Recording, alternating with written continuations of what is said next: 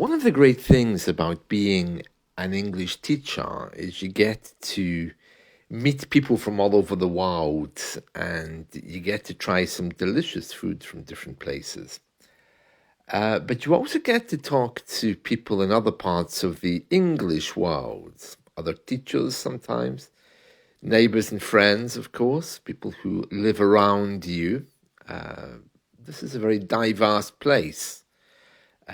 The UK has people from all over the world. Last week, I went out for coffee with my American friend, Mike. We hadn't seen each other in a while, and I was excited. I put on a nice shirt, smart trousers, and my favorite jumper. I felt good. When I met him at the cafe, he looked at me and said, "Hey, I love your pants." I stopped in my tracks and stared at him and I said, "Sorry, what?" "Your pants," he repeated, smiling. "They look great." I looked down at my legs and then back at him. "You mean my trousers, right?" He laughed. "Yeah, trousers. We call them pants."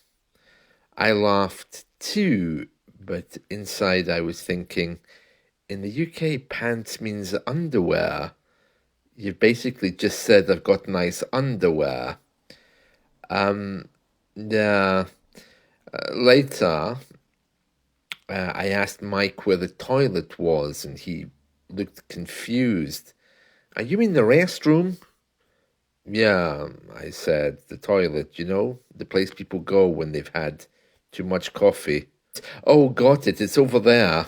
Apparently, Americans don't really use the word toilet, they use restroom or bathroom, even when there's no bath in sight. After coffee, we walked to his car and he opened the boot to put his bag in. And he said to me, "Can you pop the trunk?" I'm thinking, what? I was getting really tired of all of these Americanisms by this point. And I looked at him and I said, "You mean the boot?" "No, the trunk." Well, we both pointed to the same place, the back of the car. I said boot, he said trunk. And then we both kind of laughed nervously, knowing that the day was far gone. The time was far spent. It was time for us to really go home. And then he asked, "Are you hungry?" Very, I said. I could eat a horse. I had that headache, the kind of headache you get when you spend too long with someone who's not really very interesting. It was kind of like that. He paused and he said, "Well, let's just get lunch instead." And yeah, we forgot about the boot car thing and we walked to a small diner. Of course, he calls it diner. I call it cafe or cafe bar or restaurant. One of these places that charges you like 60 euros just for a very basic sandwich with a special sauce on there. Really, absolutely awful. I don't know why I said euros. I mean, we're in the UK, of course, it's pounds. I'll have the pie with chips, I said, seeing a vegetarian option. And the waiter looked confused. "Are you mean potato chips?" I thought, oh God, not another American. And so I said, "Chips, hot, thick chips, fries."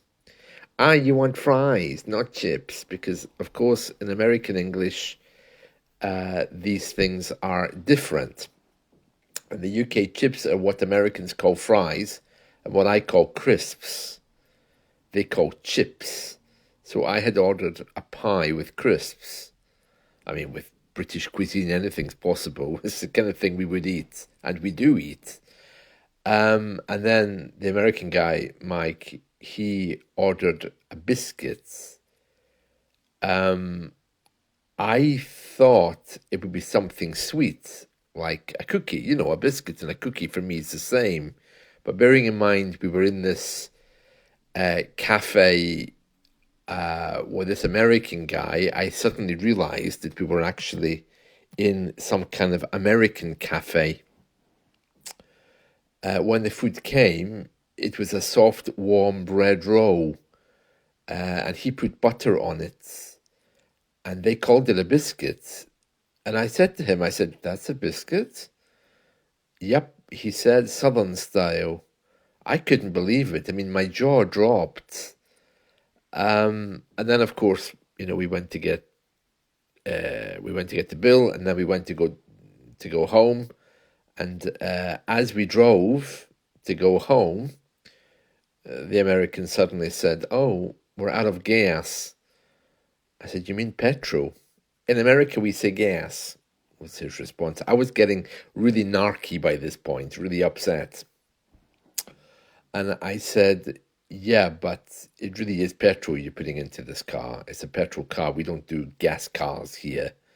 Um, it's a liquid you're using. Yeah, let's go to the gas station." He just wasn't listening to me.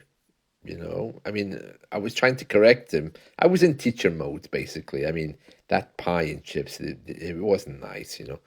Anyway, while we were at that station, I could hear him asking someone where the trash can was. And of course, the guy that worked in the petrol station, he said, "The what?" Trash can. I mean, he wasn't English either. So, yeah, the trash can. And I put my head out the window and said, "Yeah, he's looking for the bin." Oh, the bin. Oh, it's over there. Yeah, so all these kinds of things. And yeah, napkin in American English is serviettes. And yeah, they have very different ways of expressing themselves, and they obviously think the whole world is there the same as they are. But yeah, there's some major differences between American and British English. Those are just a few examples, but it does go much deeper.